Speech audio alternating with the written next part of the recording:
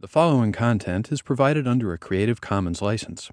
Your support will help MIT OpenCourseware continue to offer high-quality educational resources for free.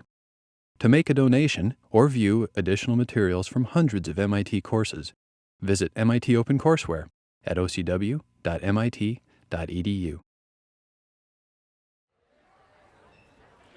Okay, folks, welcome back. Hope you had a nice long weekend with no classes. You got caught up on all those problem sets that have been sneaking up on you. You enjoyed watching the Patriots and Tom Brady come back. Oops, sorry, I'm showing my local bias. Before we talk about today's topic, I want to take a second to set the stage. And I want you to stop and think about what you've seen so far in this course. We're coming up on the end of the first section of the course, and you've already seen a lot. You've certainly learned about fundamentals of computation. You've seen different kinds of data structures, both mutable and immutable, so tuples and lists, dictionaries, different ways of pulling things together. You've seen a range of algorithms, from simple linear code to loops, fors, and whiles.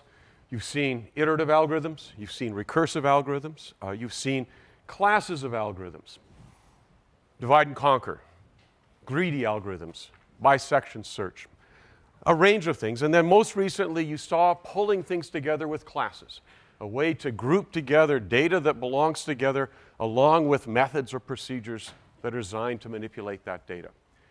So you've had actually a fairly good coverage already of a lot of the fundamentals of computation. And you're starting to get geared up to be able to tackle a pretty interesting range of problems. Today and Monday, we're going to take a little bit of a different look at computation, because now that you've got the tools to start building up your own personal armamentarium of tools, we'd like to ask a couple of important questions. The primary one of which is, how efficient are my algorithms? And by efficiency, we'll see it refers both to space and time, but primarily to time. And we'd like to know both how fast are my algorithms going to run, and how could I reason about that's performance. And that's what we're going to do with today's topics. We're going to talk about orders of growth. We'll define what that means in a few minutes. We're going to talk about what's called the big O notation. And we're going to begin to explore different classes of algorithms. Before we do that, though, let's talk about why. And I want to suggest to you there are two reasons this is important to be considering. The first question is, how could we reason about an algorithm, something you write, in order to predict how much time is it going to need to solve a problem of a particular size?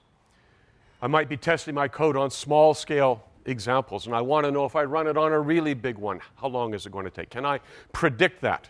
Can I make guesses about how much time I'm going to need to solve this problem?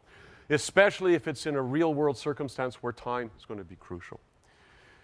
Equally important is going the other direction. We want you to begin to reason about the algorithms you write, to be able to say, how do certain choices in the design of an algorithm influence how much time it's going to take? If I choose to do this recursively, is that going to be different than iteratively? If I choose to do this with a particular kind of structure in my algorithm, what does that say about the amount of time I'm going to need? And you're going to see there's a nice association between classes of algorithms and the interior structure of them.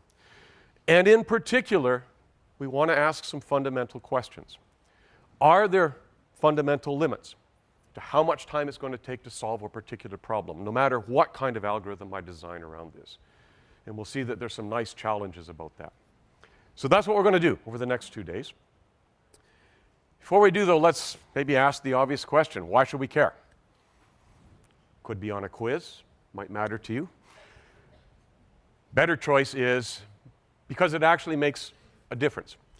And I say that because it may not be as obvious to you as it was in an earlier generation. So people with my gray hair, or what's left of my gray hair, like to tell stories. I'll make it short. But I started programming 45 years ago.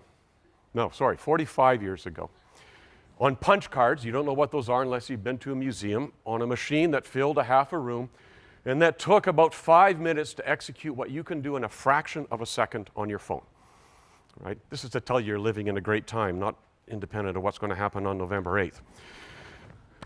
All right, we'll stay away from those topics as well, won't we? My point is, yeah, I tell old stories, I'm an old guy. But you might argue, look, computers are getting so much faster, does it really matter? And I want to say to you, maybe it's obvious to you, yes, absolutely it does. Because in conjunction with us getting faster computers, we're increasing the sizes of the problems. The data sets we want to analyze are getting massive. And I'll give you an example. I just pulled this off of Google, of course.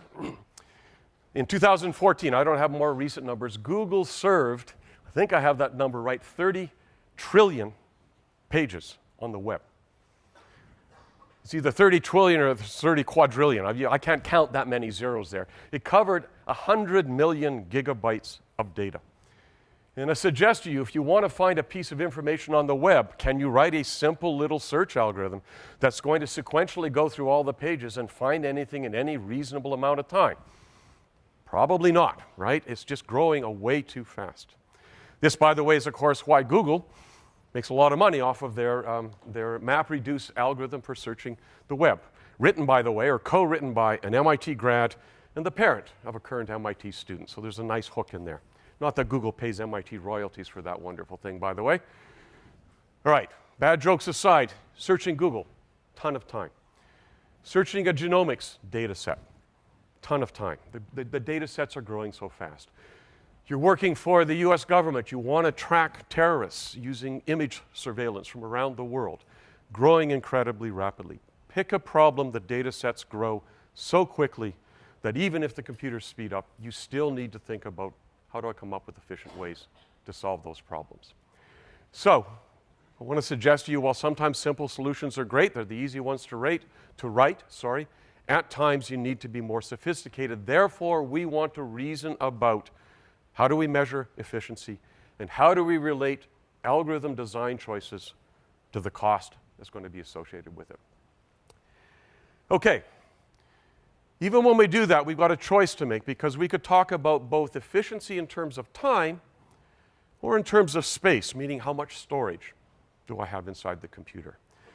And the reason that's relevant is there's actually, in many cases, a trade-off between those two. And you've actually seen an example, which you may or may not remember. You may recall when we introduced dictionaries, I showed you a variation where you could compute Fibonacci using the dictionary to keep track of intermediate values. And we'll see in next week that it actually tremendously reduces the time complexity.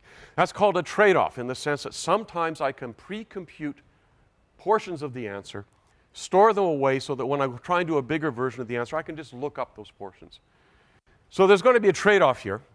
We're going to focus, for purposes of this lecture and the next one, on time efficiency. How much time is it going to take our algorithms to solve a problem?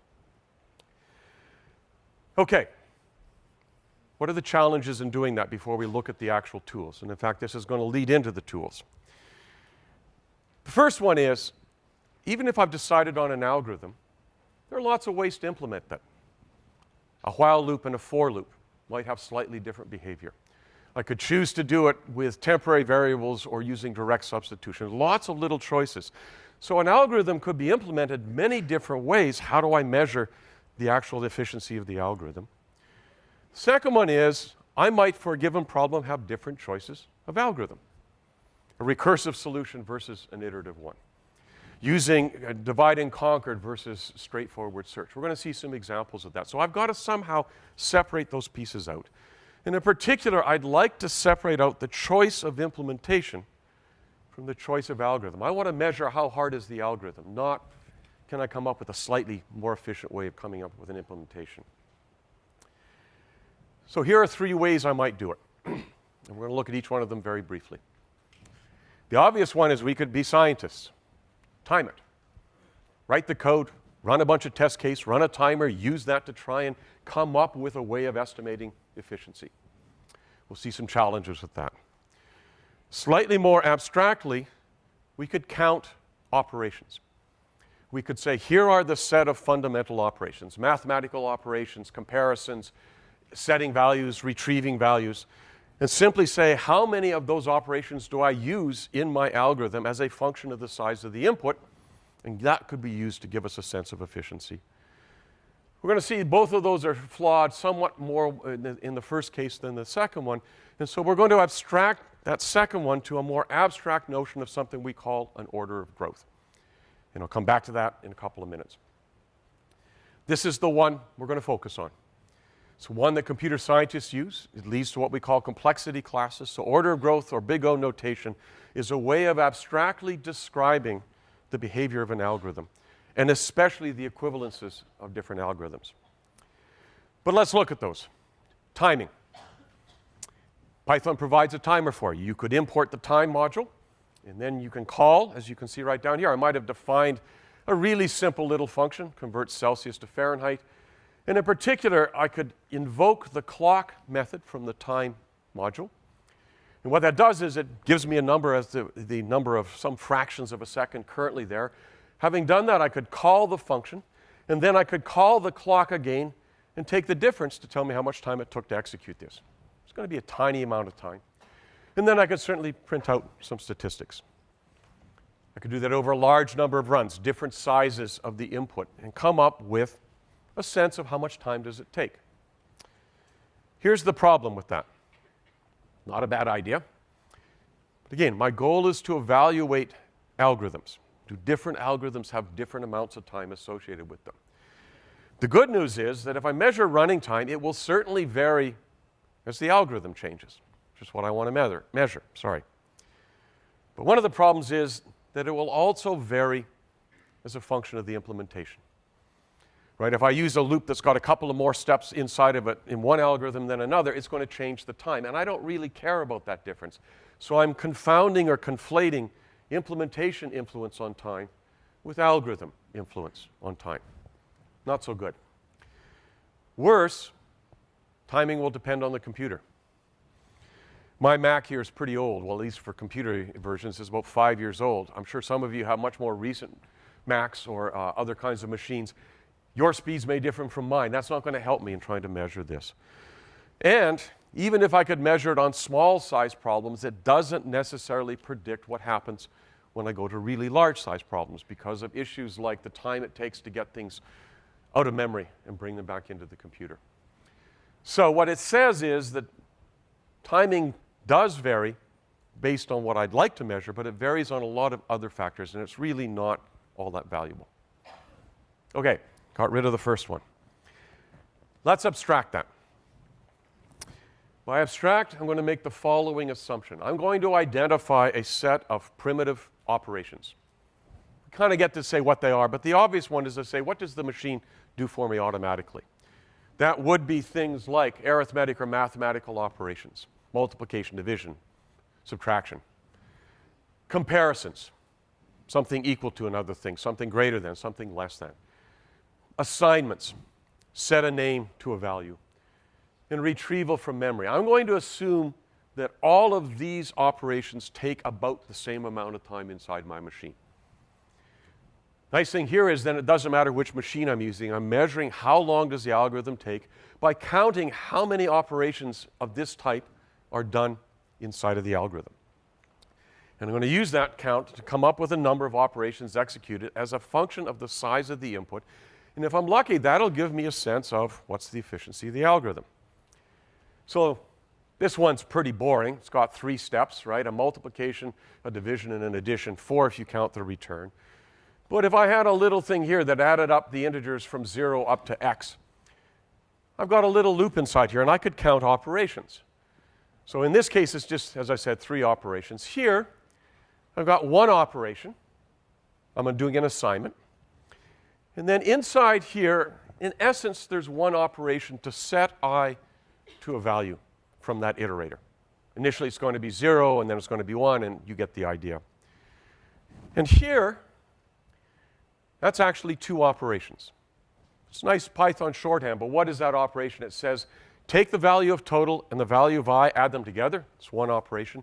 And then set that value, or rather set the name total to that new value. So second operation. So you can see in here, I've got 3 operations. And what else do I have? Well, I'm going to go through this loop x times, right? I do it for I equals 0, then for I equal 1, and so on. So I'm going to run through that loop x times. And if I put that together, I get a nice little expression. 1 plus 3x. Actually, I probably cheated here. I shouldn't say cheated. I probably should have counted the return as one more operation. So that would be 1 plus 3x plus 1, or 3x plus 2 operations. Why should you care? It's a little closer to what I'd like, because now I've got an expression that tells me something about how much time is this going to take as I change the size of the problem. If x is equal to 10, it's going to take me 32 operations. If x is equal to 100, 302 operations. If x is equal to 1,000, 3,002 operations. And if I wanted the actual time, I just multiply that by whatever that a constant amount of time is for each operation. I've got a good estimate of that. Sounds pretty good. Not quite what we want, but it's close. So if I was counting operations, what could I say about it? First of all, it certainly depends on the algorithm. That's great. Number of operations is going to directly relate to the algorithm I'm trying to measure, which is what I'm after. Unfortunately, it still depends a little bit on the implementation. Let me show you what I mean by that by backing up for a second. Suppose I were to change this for loop to a while loop. I'll set I equal to 0 outside of the loop, and then while I is less than x plus 1, I'll do the things inside of that. That would actually add one more operation inside the loop, because I both have to set the value of I and I have to test the value of I, as well as doing the other operations down here. And so rather than getting 3x plus 1, I would get 4x plus 1. As the government says, what's the difference between 3 and 4, when you're talking about really big numbers? Problem is, in terms of counting, it does depend. And I want to get rid of that in a second. So it still depends a little bit on the implementation. I remind you, I wanted to measure impact of the algorithm. The other good news is the count is independent of which computer I run on. As long as all my computers come with the same set of basic operations, I don't care what the time of my computer is versus yours to do those operations. I'm measuring how much time it would take. And I should say, by the way, one of the reasons I want to do it is less to know is it going to take 37.42 femtoseconds or not, but rather to say if this algorithm has a particular behavior, if I double the size of the input, does that double the amount of time I need? Does that quadruple the amount of time I need? Does it increase it by a factor of 10? And here, what matters isn't the speed of the computer, it's the number of operations. The last one I'm not going to really worry about, but we'd have to really think about what are the operations we want to count. I made an assumption that the amount of time it takes to retrieve something from memory is the same as the amount of time it takes to do a numerical computation. That may not be accurate. But this one can probably be dealt with by just agreeing on what are the common operations and then doing the measurement. So this is closer. Excuse me. It's certainly, that count varies for different inputs, and we can use it to come up with a relationship between the inputs and the count. And for the most part, it reflects the algorithm, not the implementation. But it's still got that last piece left there, so I need to get rid of the last piece. So what can we say here? Timing and counting do evaluate or reflect implementations. I don't want that. Timing also evaluates the machines. What I want to do is just evaluate the algorithm. And especially I want to understand how does it scale. I'm going to say what I said a few minutes ago again. If I were to take an algorithm and I say I know what its complexity is, my question is if I double the size of the input, what does it say to the speed? Because that's going to tell me something about the algorithm. I want to say what happens when I scale it. And in particular, I want to relate that to the size of the input. So here's what we're going to do. We're going to introduce orders of growth. It's a wonderful tool in computer science. And what we're going to focus on is that idea of counting operations. But we're not going to worry about small variations, whether it's 3 or 4 steps inside of the loop. We're going to show that that doesn't matter. And if you think about my statement of does it double in terms of size or speed or not, or time or not, whether it goes from 3 to 6 or 4 to 8, it's still a doubling. So I don't care about those pieces inside. I'm going to focus on what happens when the size of the problem gets arbitrarily large. I don't care about counting things from 0 up to x when x is 10 or 20. What happens when it's 1 million, 100 million? What's the asymptotic behavior of this? And I want to relate that time needed against the size of the input so I can make that comparison I suggested. Okay, so to do that, we have to do a couple of things. We have to decide what are we going to measure, And then we have to think about how do we count without worrying about implementation details. So we're going to express efficiency in terms of size of input. And usually this is going to be obvious. If I've got a procedure that takes one argument that's an integer, the size of the integer is the thing I'm going to measure things in. If I double the size of that integer, what happens to the computation? If I'm computing something over a list, typically the length of the list is going to be the thing I'm going to use to characterize the size of the problem. If I've got, and we'll see this in a second, a function that takes more than one argument, I get to decide what's the parameter I want to use. If I'm searching to see is this element in that list, typically I want to worry about what's the size of the list, not what's the size of the element. But we have to specify what is it we're measuring. And we're going to see examples of that in just a second. Okay, so now we start thinking about, that sounds great. Certainly if I'm computing something numeric, sum of integers from 0 up to x, it's kind of obvious x is the size of my problem. How many steps does it take? I can count that. But in some cases, the amount of time the code takes is going to depend on the input. So let's take this little piece of code here. And I do hope by now, even though we flash up code, you're already beginning to recognize what does it do, not the least of which by the clever name that we chose. But this is obviously just a little function. It runs through a loop, running a for loop that takes I for each element in a list L. And it's checking to see is I equal to the element I've provided. And when it is, I'm going to return true. If I get all the way through the loop and I didn't find it, I'm going to return false. It's just saying, is E in my input list L? How many steps is this going to take?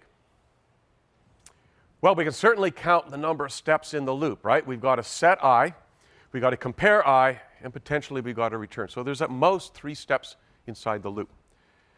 But it depends on how lucky I'm feeling, right?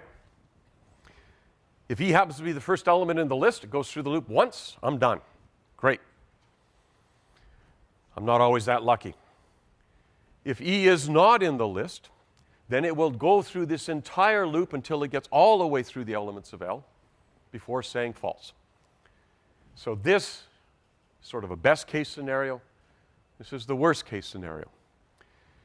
Again, if I'm assigned to say, well, let's run some trials. Let's do a bunch of examples and see how many steps does it go through, and that would be the average case. On average, I'm likely to look at half the elements in the list before I find it, right? If I'm lucky, it's early on. If I'm not so lucky, it's later on. Which one do I use? Well, we're going to focus on this one because that gives you an upper bound on the amount of time it's going to take. What happens in the worst case scenario? We will find at times it's valuable to look at the average case to give us a rough sense of what's going to happen on average. But usually when we talk about complexity, we're going to focus on the worst case behavior. So to say it a little bit different way, let's go back to my example. Suppose you're given a list L of some length of L, we'll call that n if you like. Then my best case would be the minimum running time. And in this case, it would be for the first element in the list. And notice in that case, the number of steps I take would be independent of the length of L. That's great. Doesn't matter how long the list is. If I'm always going to find the first element, I'm done. The average case would be the average over the number of steps I take, depending on the length of the list. It's going to grow linearly with the length of the list. It's a good practical measure. But the one I want to focus on will be the worst case. And here the amount of time, as we're going to see in a couple of slides, is linear in the size of the problem. Meaning if I double the length of the list, in the worst case it's going to take me twice as much time to find that it's not there. If I increase the length of the list by a factor of 10, in the worst case it's going to take me 10 times as much time as it did in the earlier case to find out that the problem's not there. And that linear relationship is what I want to capture. So we're going to focus on that. What's the worst case behavior? And we're about ready to start talking about orders of growth, but here then is what orders of growth are going to provide for me. I want to evaluate efficiency, particularly when the input is very large. What happens when I really scale this up? I want to express the growth of the program's runtime as that input grows. Not the exact runtime, but that notion of if I double it, how much longer does it take? What's the relationship between increasing the size of the input and the increase in the amount of time it takes to solve it? We're going to put an upper bound on that growth. And if you haven't seen this in math, it basically says, I want to come up with a description that is at least as big as or bigger than the actual amount of time it's going to take. And I'm going to not worry about being precise. We're going to talk about being order of rather than exact. I don't need to know to the femtosecond how long this is going to take, or to exactly one operation how long it's going to take. But I want to say things like, this is going to grow linearly. I double the size of the input, it doubles the amount of time. Or this is going to grow quadratically. I double the size of the input, it's going to take 4 times as much time to solve it. Or if I'm really lucky, this is going to have constant growth. No matter how I change the input, it's not going to take any more time. To do that, we're going to look at the largest factors in the runtime. Which piece of the program takes the most time? And so in orders of growth, we are going to look for as tight as possible an upper bound on the growth as a function of the size of the input in the worst case. Nice long definition. Almost ready to look at some examples. So here's the notation we're going to use. It's called Big O notation. I have to admit, and John's not here today to remind me of the history, I think it comes because we used Omicron, God knows why. Sounds like something from Futurama, but we used Omicron as our symbol to define this. I'm having such good luck with bad jokes today. You're not even wincing when I throw those things out, but that's okay. It's called Big O notation. Well, you're going to use it. We're going to describe the rules of it. It's just the tradition of it. It describes the worst case because it's often the bottleneck we're after. And as we said, it's going to express the growth of the program relative to the input size. Okay, let's see how we go from counting operations to getting to orders of growth. Then we're going to define some examples of order growth, and we're going to start looking at algorithms. Here's a piece of code you've seen before. Again, hopefully you recognize or can see fairly quickly what it's doing. Computing factorial, the iterative way. Basically, remember, n factorial is n times n minus 1 times n minus 2, all the way down to 1. Hopefully assuming n is a non-negative integer. Here we're going to set up an internal variable called answer, and then we're just going to run over a loop. As long as n is bigger than 1, we're going to multiply answer by n, store it back into answer, decrease n by 1, and we'll keep doing that until we get out of the loop, and we're going to return answer. I'm going to start by counting steps. And that's, by the way, just to remind you that, in fact, there are 2 steps here. So what do I have? I've got 1 step up there to set answer to 1. I'm setting up n. Sorry, I'm not setting up n. I'm going to test n. And then I'm going to do 2 steps here because I've got to multiply answer by n and then set it to answer. And I've similarly got 2 steps there because I'm subtracting 1 from n and then setting it to n. So I've got 2 plus 4 plus the test, which is 5. I've got 1 outside here. I've got 1 outside there. And I'm going to go through this loop n times. So I would suggest that if I count number of steps, it's 1 plus 5n plus 1. Okay? Sort of what we did before. 5n plus 2 is the total number of steps that I use here. But now I'm interested in what's the worst case behavior. Well, in this case, it is the worst case behavior because it doesn't have decisions anywhere in here. But I just want to know what's the asymptotic complexity. And I'm going to say, that is to say I could do this different ways. I could have done this with 2 steps like that. That would have made it not just 1 plus 5n plus 1. Would have made it 1 plus 6n plus 1 because I got an extra step. I put that up because I want to remind you I don't care about implementation differences. And so I want to know what captures both of those behaviors. And in Big O notation, I say that's order n. Grows linearly. I'm going to keep doing this to you until you really do wince at me. If I were to double the size of n, whether I use this version or that version, the amount of time, the number of steps is basically going to double. Now you say, wait a minute, 5n plus 2, if n is 10, that's 52. If n is 20, that's 102. That's not quite doubling, and you're right. But remember, we really care about this in the asymptotic case. When n gets really big, those extra little pieces don't matter. And so what we're going to do is we're going to ignore the additive constants, and we're going to ignore the multiplicative constants when we talk about orders of growth. So what does O of n measure? Well, I'm just summarizing here. We want to describe how much time is needed to compute, or how does the amount of time, rather, needed to compute a problem grow as the size of the problem itself grows. So we want an expression that counts that asymptotic behavior. And we're going to focus as a consequence on the term that grows most rapidly. So here are some examples. And I know if you're following along, you can already see the answers here, but we're going to do this to simply give you a sense of that. If I'm counting operations and I come up with an expression that has n squared plus 2n plus 2 operations, that expression, I say, is order n squared. The 2 and the 2n don't matter. And think about what happens if you make n really big, right? N squared is much more dominant than the other terms. We say that's order n squared. Even this expression, we say, is order n squared. Now, in this case, for lower values of n, this term is going to be the big one in terms of number of steps. I have no idea how I wrote such an inefficient algorithm that it took 100,000 steps to do something. But if I had that expression, for smaller values of n, this matters a lot. This is a really big number, but when I'm interested in the growth, and that's the term that dominates. And you see the idea, or begin to see the idea here. When I have, before I go back there, when I have expressions, if it's a polynomial expression, it's the highest order term that's the term that captures the complexity. Both of these are quadratic. This term is order n, because n grows faster than log of n.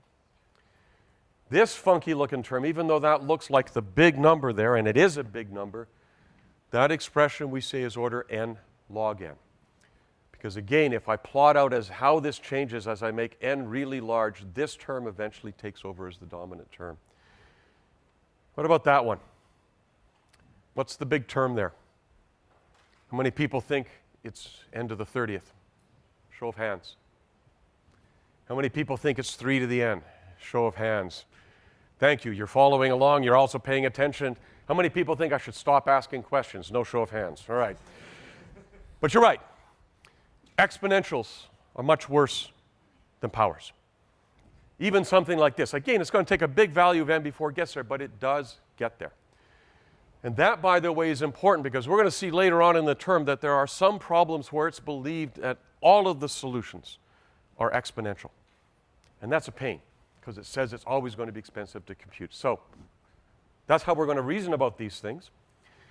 And to see it visually, here are the differences between those different classes.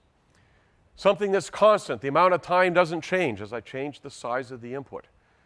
Something that linear grows as a straight line, as you would expect. Nice behavior. Quadratic starts to grow more quickly. Log is always better than linear because it slows down as we increase the size. N log n, or log linear, is a funky term, but we're going to see it's a very common complexity for really valuable algorithms in computer science. And it has a nice behavior, sort of between the linear and the quadratic. An exponential blows up. Just to remind you of that, let me show you how we're going to do the reasoning about this. So here's how we're going to reason about it. We've already seen some code where I started working through this process of counting operations. Here are the tools I want you to use. Given a piece of code, you're going to reason about each chunk of code separately. If you've got sequential pieces of code, then the rules are called the law of addition for order of growth is that the order of growth of the combination is the combination of the order of the growth. Say that quickly 10 times. But let's look at an example of that. Here are two loops. You've already seen examples of how to reason about those loops. For this one, it's linear in the size of n. I'm going to go through the loop n times doing a constant amount of things each time around. By what I just showed, that's order n. This one, again, I'm doing just a constant number of things inside the loop, but notice that it's n squared. So that's order n squared, n times n. The combination is I have to do this work and then that work, so I write that as saying that is order of n plus order of n squared. But by this up here, that is the same as saying, what's the order of growth of n plus n squared? Oh yeah, we just saw that. It says it's n squared. So addition, or the law of addition, lets me reason about the fact that this will be an order n squared algorithm. Second one I'm going to use, it's called the law of multiplication. And this says when I have nested statements or nested loops, I need to reason about those. And in that case, what I'm going to argue, or not argue, state is that the order of growth here is a multiplication. That is, when I have nested things, I figure out what's the order of growth of the inner part, what's the order of growth of the outer part, and I'm going to multiply, try again. I'm going to multiply together those orders of growth to get the overall order of growth. If you think about it, it makes sense. Look at my little example here. It's a trivial little example, but I'm looping for I from 0 up to n. For every value of I, I'm looping for j from 0 up to n, and I'm printing out a. I'm the Fonz. I'm saying a lot. Oh, come on, at least throw something at me when it's that bad, right? Want to make sure you're still awake? Okay, you get the idea. But what I want to show you here is, notice the order of growth. That's order n, right? I'm doing that n times. But I'm doing that for each value of I. The outer piece here loops also n times. For each value of I, I'm doing order n things. So I'm doing order of n times order of n steps. And by that law, that is the same as order of n times n, or n squared. So this is a quadratic expression. You're going to see that a lot. Nested loops typically have that kind of behavior. Not always, but typically have that kind of behavior. So what you're going to see is there's a set of complexity classes, and we're about to start filling these in. Order 1 is constant. It says amount of time it takes doesn't depend on the size of the problem. These are really rare that you get. They tend to be trivial pieces of code, but they're valuable. Log n reflects logarithmic runtime. You can sort of read the rest of them. These are the kinds of things we're going to deal with. We are going to see examples here, here, and here. And later on, we'll come back and see these, which are really nice examples to have.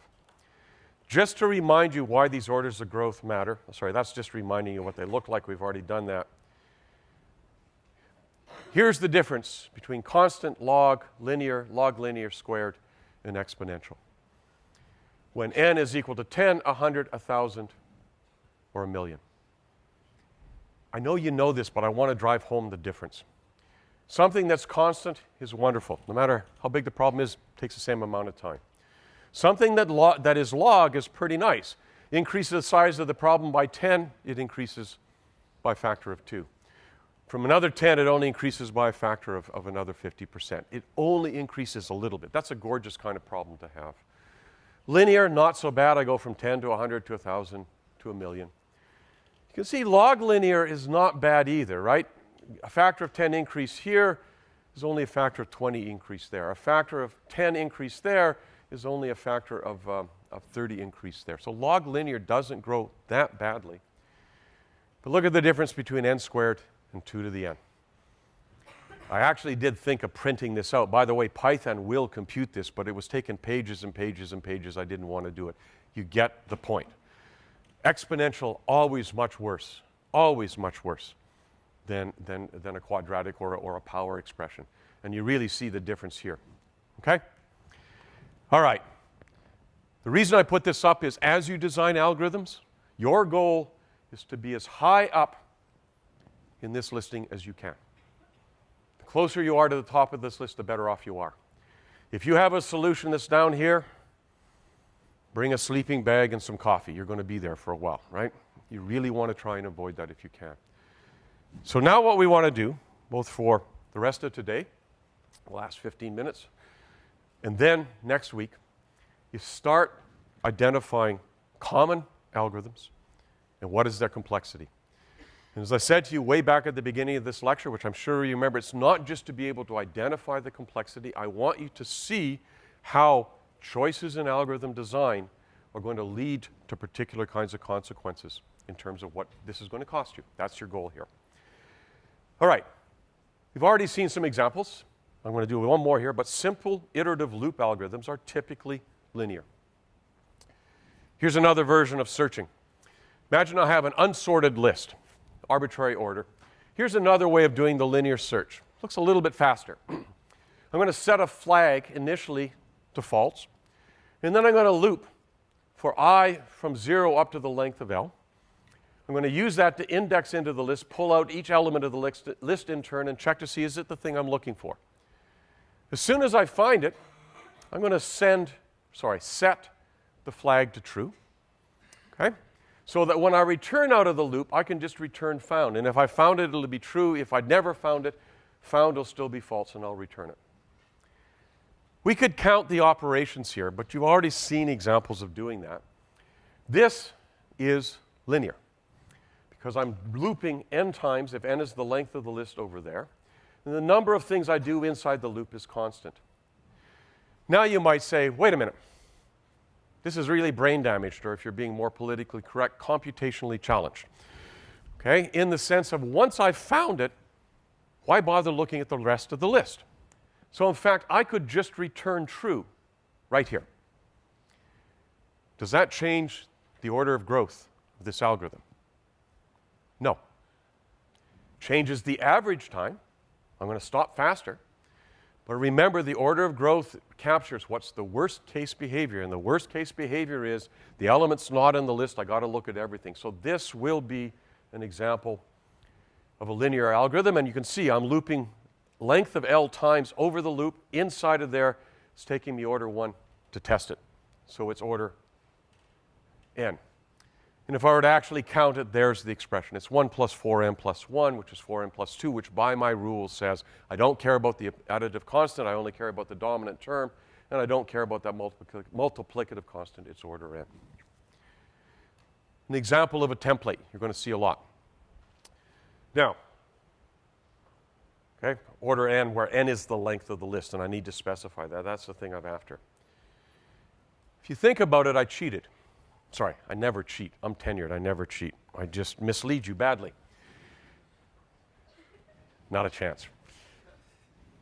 How do I know that accessing an element of the list takes constant time? I made an assumption about that. And this is a reasonable thing to ask about. Both, what am I assuming about the constant operations, and how do I know that's actually true? Well, it gives me a chance to point out something that Python does very effectively. Not all languages do. But think about a list. Suppose I've got a list that's all integers. I'm going to need some amount of memory to represent each integer. So if a byte is 8 bits, I might reserve 4 bytes or 32 bits to cover any reasonable sized integer. When I represent a list, I could simply have each of them in turn. So what do I need to know? I'm going to allocate out a particular length, say 4 bytes, 32 bits, 32 sequential elements of memory to represent each integer. And then I just need to know where's the first part of the list, what's the address in memory of the first part of the list, and to get to the ith element, I take that base plus 4 bytes times I, and I can go straight to this point without having to walk down the list. That's nice, okay? It says, in fact, I can get to any element of memory, any element of the list in constant time. Okay, now what if the things I'm representing aren't integers? They're arbitrary things and they take up a big chunk of space. Well, if the list is heterogeneous, we use a nice technique called indirection. And that simply says we again have a list. We know the address of this point. We know the address, therefore, of the ith element of this list. But inside of here, we don't store the actual value. We store a pointer to where it is in memory, which is what these things are indicating. So they can be arbitrary size, but again, I can get to any element in constant time, which is exactly what I want. So that's great. Okay, now suppose I tell you that the list is sorted. It's in increasing order. I can be more clever about my algorithm, because now as I loop through it, I can say, if it's the thing I'm looking for, just return true. If the element of the list is bigger than the thing I'm looking for, I'm done. I don't need to look at the rest of the list because I know it can't be there because it's ordered or sorted. I can just return false. If I get all the way through the loop, I can return false. So I only have to look until I get to a point where the thing in the list is bigger than what I'm looking for. It's the order of growth here. Again, the average time behavior will be faster.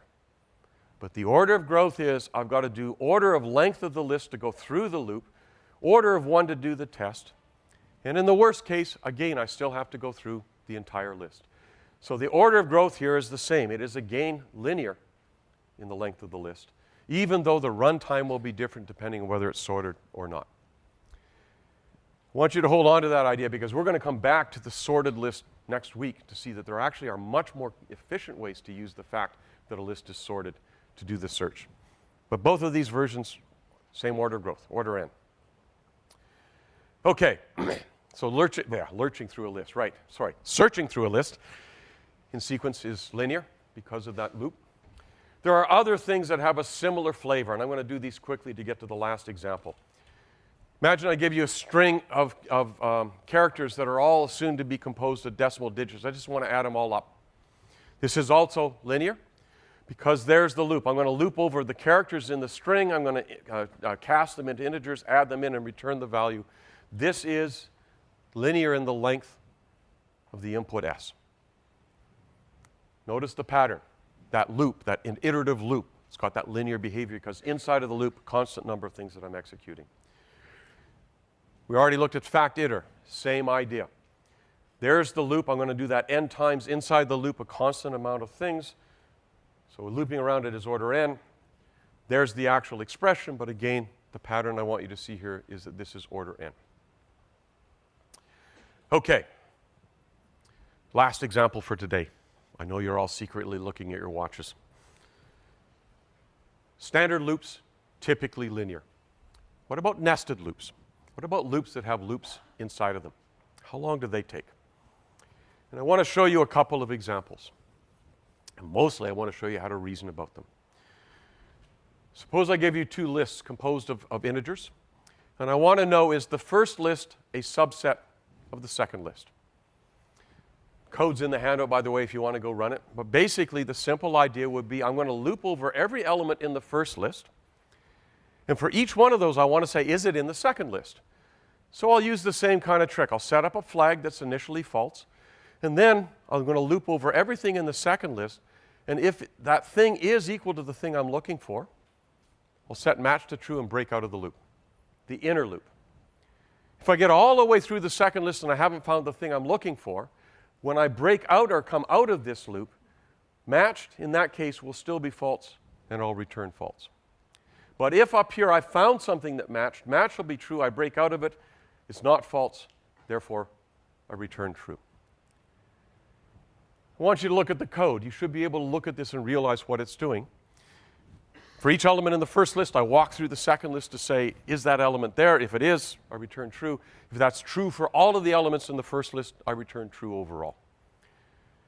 Okay, order of growth. Outer loop, this loop, I'm going to execute the length of L1 times. Right? I've got to walk down that first list. If I call that n, it's going to take that n times over the outer loop. But what about in here?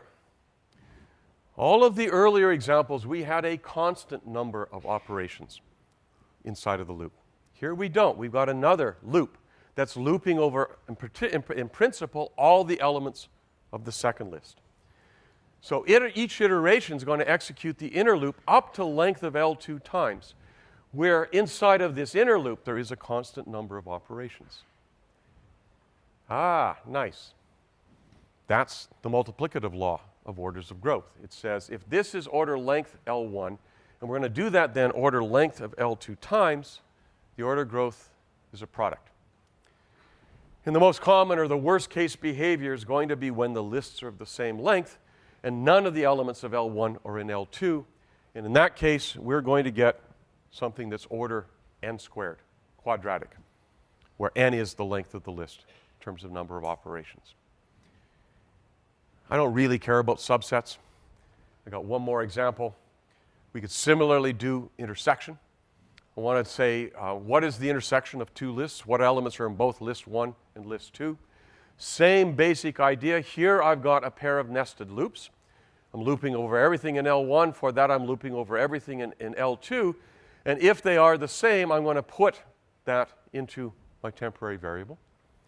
Once I've done that, I need to clean things up, so I'm going to write another loop that sets up an internal variable and then runs through everything in the list I accumulated, making sure that it's not already there. And as long as it isn't, I'm going to put it into the result and return it. I did it quickly. You can look through it. You'll see it does the right thing. What I want you to see is what's the order of growth. I need to look at this piece, then I need to look at that piece.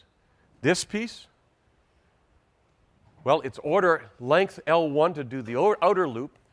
For each version of E1, I've got to do order of length L2 things inside to accumulate them. So that's quadratic. What about the second loop? Well, this one is a little more subtle. I'm only looping over temp, which is at most going to be length L1 long. But I'm checking to see, is that element in a list? And it depends on the implementation, but typically that's going to take up to the length of the list to do it. I got to look to see, is it there or not? And so that inner loop, if we assume the lists are the same size, is also going to take potentially up to length L1 steps. And so this is, again, quadratic. It's actually two quadratics, one for the first nested loop, one for the second one, because there's an implicit second loop right there. But overall, it's quadratic. So what you see in general, this is a really dumb way to compute n squared. When you have nested loops, typically it's going to be quadratic behavior. And so what we've done then is we've started to build up examples. You've now seen simple looping mechanisms, simple iterative mechanisms, nested loops. They tend to naturally give rise to linear and quadratic complexity. And next time we're going to start looking at more interesting classes. And we'll see you next time.